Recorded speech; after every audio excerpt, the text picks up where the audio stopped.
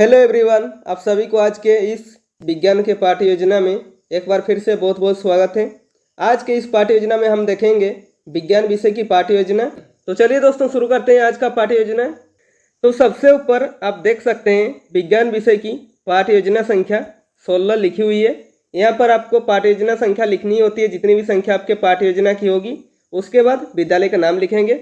आप जिस विद्यालय में पढ़ाने के लिए जाएंगे उस विद्यालय का नाम लिखेंगे। उसके बाद छात्राध्यापक अथवा छात्राध्यापिका का नाम लिखेंगे। यदि पुरुष होंगे तो छात्राध्यापक का नाम लिखेंगे और महिला होंगे तो छात्राध्यापिका का नाम लिखेंगे। ठीक है। उसके बाद कालांश मेंशन करेंगे। कालांश यानी कि पीरियड। आप जिस पीरियड में पढ़ाने के लिए जाएंगे उस पीरियड का यहाँ पर मेंशन करेंगे। उसके बाद है कक्षा।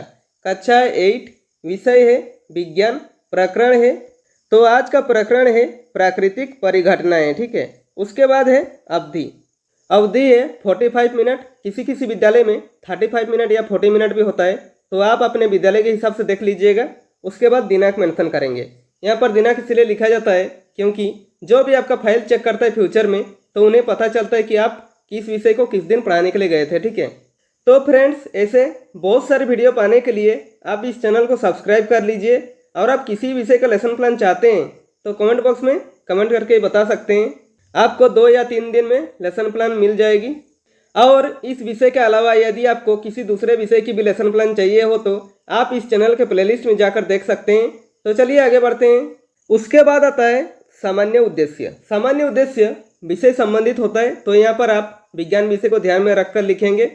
सामान्य उद्देश्य यानी कि बच्चों में विषय को पढ़ाने से किन किन चीज़ों का विकास होगा वो सब इसमें लिखना होता है। इसमें मिनिमम आप 4 से 5 पॉइंट लिख सकते हैं या मैक्सिमम 8 से 10 पॉइंट लिखा जा सकता है। तो देखिए, पहला पॉइंट है छात्रों में विज्ञान विषय के प्रति रुचि जागृत करना। दूसरा पॉइंट लिखेंगे छात्रों में बौद्धिक क्षमता का विकास करना। और तीसरा पॉइंट लिखेंगे छात्रों में प्रयोगशाला संबंधी दक्षता का विकास करना। और चौथा पॉइंट लिखेंगे छात्रों की विज्ञान विषय के द्वारा कल्पना शक्ति का विकास करना। ठीक है। उसके बाद आता है विशिष्ट उद्देश्य। विशिष्ट उद्देश्य कुछ ऐसे उद्देश्य जो कि टॉपिक से रिलेटेड उद्देश्य होता है, यानी कि छात्राध्यापक के द्वारा उस टॉपिक को पढ़ाने के बाद बच्चों में क्या क्या बिहेवियर में चेंज आएंगे और किन किन चीज़ों का विकास होगा, वो हमारे विशिष्ट उद्देश्य के अंदर इंक्लूड होते हैं। ठीक है। इसमें मिनिमम आप 3 पॉइंट लिख सकते हैं या मैक्सिमम 4 से 5 पॉइंट लिख सकते हैं। ठीक है। तो देखिए, पहला पॉइंट लिखेंगे छात्रों भूकंप के कारणों एवं उपायों से अवगत हो जाएंगे। दूसरा पॉइंट लिखेंगे छात्र पृथ्वी की संरचना को बता सकेंगे। और तीसरा पॉइंट लिखेंगे छात्र भूकंप से बचाव के उपाय बताने में सक्षम होंगे। ठीक है। उसके बाद लिखेंगे शिक्षण विधि। शिक्षण विधि यानी कि टीचिंग मेथड। इसमें शिक्षक कौन कौन सा शिक्षण विधि प्रयोग कर पढ़ा रहे हैं वो यहाँ पर मेंशन करना होता है। तो देखिए, व्याख्या सह प्रदर्शन विधि और प्रश्नोत्तर विधि। ठीक है। उसके बाद लिखेंगे शिक्षण सहायक सामग्री। इनमें वो सभी सामग्री आते हैं जो शिक्षक पूरे कक्षा यानी पूरे 45 मिनट पढ़ाने में प्रयोग करता है। जैसे कि देखिए, चौक, डस्टर, संकेतक एवं समस्त कक्षा उपयोगी सामग्री। ठीक है। उसके बाद लिखेंगे पूर्व ज्ञान। इसमें क्या लिखा हुआ है देखिए, छात्र छात्रा प्राकृतिक परिघटनाओं के विषय में सामान्य जानकारी रखते हैं। उसके बाद आता है प्रस्तावना। प्रस्तावना प्रश्न किसी भी पाठ्य योजना का इम्पोर्टेंट हेडिंग कहा जाता है, क्योंकि प्रस्तावना प्रश्न बनाने में सबसे ज़्यादा दिक्कतें आती है। तो प्रस्तावना प्रश्न का फॉर्मेट कैसे होता है देखते हैं। प्रस्तावना प्रश्न का फॉर्मेट 3 कॉलमों से बनता है। पहला कॉलम में लिखेंगे क्रम संख्या। दूसरा कॉलम में लिखेंगे छात्राध्यापक क्रियाकलाप अथवा छात्राध्यापिका क्रियाकलाप। और तीसरा कॉलम में लिखेंगे छात्र छात्रा क्रियाकलाप। ठीक है। इसमें मिनिमम आप 3 प्रश्न पूछकर प्रकरण निकाल सकते हैं या मैक्सिमम 5 से 6 प्रश्न पूछकर प्रकरण निकाल सकते हैं। ठीक है। इसमें प्रश्न और उत्तर एक दूसरे से संबंधित होते हैं। इसमें प्रश्न और उत्तर क्रमबद्ध रूप में होनी चाहिए, यानी कि छात्राध्यापक के प्रश्न करने पर जो छात्र छात्रा उत्तर देंगे उसी उत्तर से छात्राध्यापक पुनः प्रश्न करेंगे। तो देखिए, यहाँ पर आपको और अच्छे से समझ में आएगा। क्रम संख्या में मान लिखेंगे। तो देखिए, छात्राध्यापक पहला प्रश्न करते हैं पृथ्वी में कंपन को क्या कहते हैं। तो छात्र छात्रा क्या उत्तर देते हैं? उत्तर देते हैं भूकंप कहते हैं। ठीक है। उसका छात्राध्यापक दूसरा प्रश्न करते हैं वैसे परिघटनाएं जो प्रकृति द्वारा होती है क्या कहलाती है। तो छात्र छात्रा क्या उत्तर देंगे? उत्तर देते हैं प्राकृतिक घटनाएं। ठीक है। उसके बाद छात्र अध्यापक तीसरा प्रश्न करते हैं, किसी प्राकृतिक परिघटनाओं का नाम बताइए। तो छात्र छात्रा क्या उत्तर देते हैं? उत्तर देते हैं तड़ित या बिजली चमकना, भूकंप आदि प्राकृतिक परिघटनाएं हैं। उसके बाद छात्र अध्यापक चौथा प्रश्न करते हैं, भूकंप किसे कहते हैं। तो छात्र छात्रा क्या उत्तर देते हैं?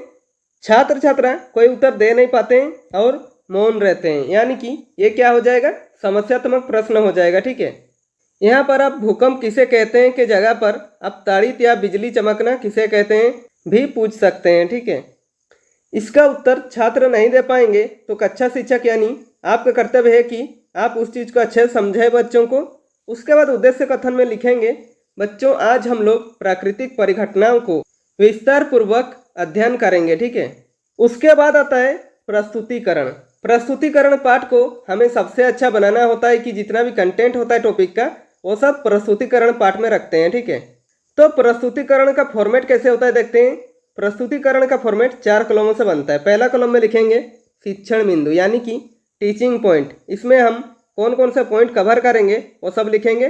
दूसरा कॉलम में लिखेंगे छात्र अध्यापक क्रियाकलाप अथवा छात्र अध्यापिका क्रियाकलाप यानी कि पुपिल टीचर एक्टिविटी, इसमें क्लासरूम में टीचर क्या क्या एक्टिविटी कर रहे हैं वो सब लिखेंगे। और तीसरा कॉलम में लिखेंगे छात्र छात्रा क्रियाकलाप यानी कि क्लासरूम में छात्र छात्रा क्या क्या एक्टिविटी कर रहे हैं वो सब लिखेंगे।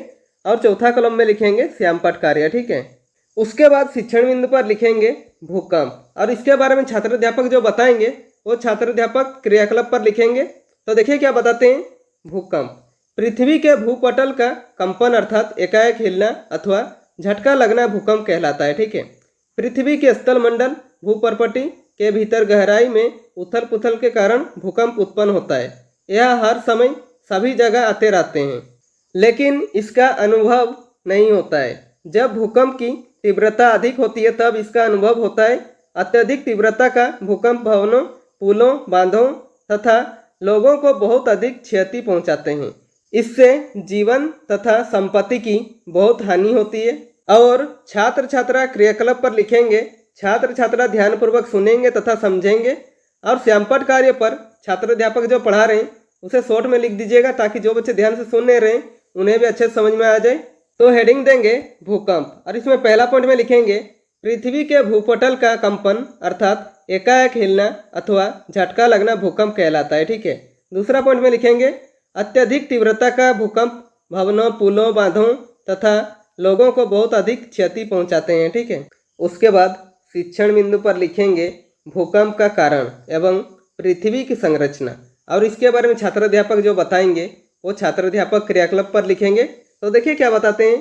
पृथ्वी के भीतर की सबसे ऊपरी सतह में गहराई की गड़बड़ के कारण भूस्पंद आते हैं। पृथ्वी की इस परत को भूपर्पटी कहते हैं। पृथ्वी की यह परत एक खंड में नहीं है, यह टुकड़ों में विभाजित है। प्रत्येक टुकड़े को प्लेट कहते हैं। ये प्लेट निरंतर गति करती रहती है। जब एक दूसरे से रगड़ खाती है अथवा टक्कर के कारण एक प्लेट दूसरी प्लेट के नीचे चली जाती है तो इसके कारण भूपर्पटी में विक्षोभ उत्पन्न होता है। यही विक्षोभ पृथ्वी की सतह पर भूकंप के रूप में दिखाई देता है। किसी भूकंप की शक्ति के परिणाम को रिक्टर पैमाने पर व्यक्त किया जाता है। अधिक विनाशकारी भूकंपों का रिक्टर पैमाने पर परिमाण 7 से अधिक होता है। भारत में अधिक भूकंप आने की संभावना वाले क्षेत्र कश्मीर, पश्चिमी तथा केंद्रीय हिमालय, समस्त उत्तर पूर्व, कच्छ का रण, राजस्थान तथा गंगा के मैदान है। दक्षिण भारत के कुछ भाग भूकंपी क्षेत्र में आते हैं। ठीक है, उसके बाद लिखेंगे भूकंप उत्पन्न होने के निम्न कारण है। पहला, ज्वालामुखी का फटना। दूसरा, उल्का पिंड का पृथ्वी से टकराना। तीसरा है भूमिगत नाभिकीय विस्फोट के कारण भूकंप होता है। चौथा है भूपर्पटी के टुकड़ों का अनियमित गति के कारण भी भूकंप आती है। ठीक है, उसके बाद छात्र छात्रा क्रियाकलाप पर लिखेंगे छात्र छात्रा ध्यानपूर्वक सुनेंगे तथा अपनी उत्तर पुस्तिका में लिखेंगे। ठीक है, और श्यामपट्ट कार्य पर इस तरह डायग्राम बनाकर छात्र अध्यापक बच्चों को समझाएंगे या चार्ट पेपर के माध्यम से बनाकर समझाएंगे बच्चों को। ठीक है, और श्यामपट्ट कार्य पर लिखेंगे भूकंप उत्पन्न होने के कारण। पहला पॉइंट में लिखेंगे ज्वालामुखी का फटना। दूसरा पॉइंट में लिखेंगे उल्का पिंड का पृथ्वी से टकराना। तीसरा पॉइंट लिखेंगे भूमिगत नाभिकीय विस्फोट और चौथा पॉइंट लिखेंगे भूपर्पट्टी के टुकड़ों का अनियमित गति।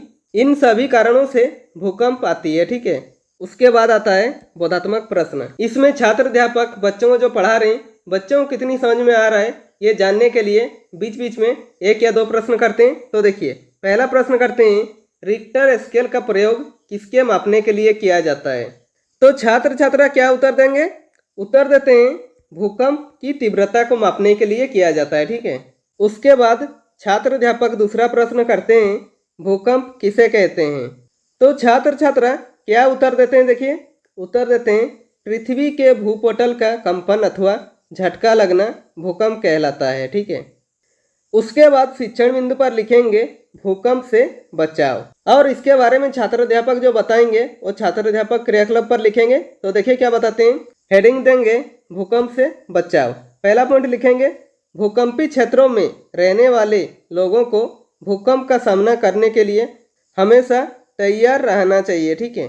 दूसरा पॉइंट में लिखेंगे इन क्षेत्रों के भवनों का निर्माण इस प्रकार हो ताकि वे विनाशकारी भूकंपों के झटकों को सह सके। भवनों के डिजाइन सरल हो ताकि वे भूकंप निरापद हो।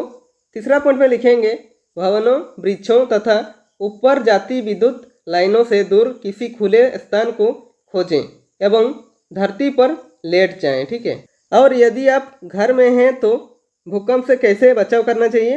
पहला पॉइंट में देखिए किसी मेज के नीचे आश्रय लें तथा झटकों के रुकने तक वहीं रहें।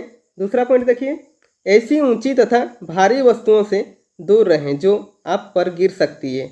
और छात्र छात्रा क्रियाकलाप पर लिखेंगे छात्र छात्रा ध्यानपूर्वक सुनेंगे और श्यामपट कार्य पर छात्र अध्यापक जो पढ़ा रहे हैं उसे शॉर्ट में लिख दीजिएगा ताकि जो बच्चे ध्यान से सुन नहीं रहे हैं उन्हें भी अच्छे से समझ में आ जाए। तो हेडिंग देंगे भूकंप से बचाव।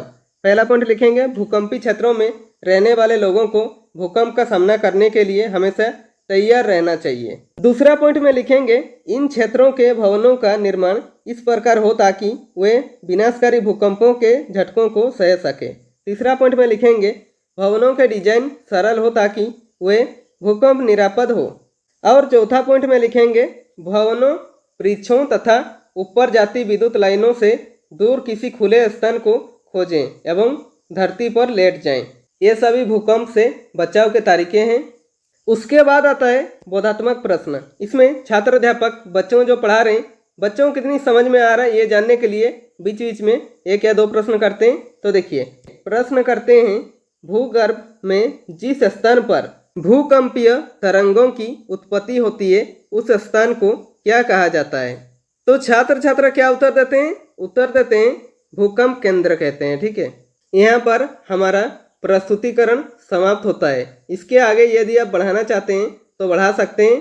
उसके बाद प्रस्तुतिकरण को समाप्त करेंगे, ठीक है। उसके बाद आता है मूल्यांकन। मूल्यांकन शिक्षक केंद्रित होता है, यानी कि शिक्षक अपना तथा छात्रों का भी साथ में मूल्यांकन करते हैं कि जो उन्होंने 45 मिनट का क्लास लिया बच्चों को कितनी अच्छी तरह से समझ में आया ये जानने के लिए इसमें मिनिमम 1 या 2 प्रश्न करते हैं या मैक्सिमम 3 से 4 प्रश्न कर सकते हैं। तो देखिए पहला प्रश्न करते हैं भूकंप किसे कहते हैं। दूसरा प्रश्न करते हैं भूकंप होने के क्या कारण होते हैं। तीसरा प्रश्न करते हैं भूकंप से बचने के लिए हमें क्या उपाय अपनाने चाहिए। उसके बाद आता है गृह कार्य। गृह कार्य पे ऐसे प्रश्न बनाइए कि बच्चों को घर पे जाकर वो चैप्टर अभ्यास करने का मौका मिले और हमें भी पता चल सके कि बच्चे क्या पढ़ रहे हैं, क्या सीख रहे हैं और अभ्यास के बाद उन्हें क्या डाउट आ रहा है वह अभ्यास के बाद ही पता चलेगा। इसमें भी मिनिमम 1 या 2 प्रश्न करेंगे या मैक्सिमम 3 से 4 प्रश्न कर सकते हैं। तो देखिए पहला प्रश्न करते हैं भूकंप किसे कहते हैं तथा इसके बचाव करने के उपाय को बताइए। और दूसरा प्रश्न करते हैं किस देश में भूकंप से उत्पन्न विनाशकारी समुद्री तरंगों को सुनामी कहते हैं। तो फ्रेंड्स इसी के साथ हमारा आज का लेसन प्लान कंप्लीट होता है। यदि वीडियो पसंद आए तो लाइक कीजिए और यदि आप चैनल में नए हैं तो चैनल को सब्सक्राइब कर दीजिए ताकि मेरे सारे वीडियो आप तक पहुंचती रहेगी। और हो सके कैसी लगी वीडियो कमेंट बॉक्स में कमेंट करके बता सकते हैं।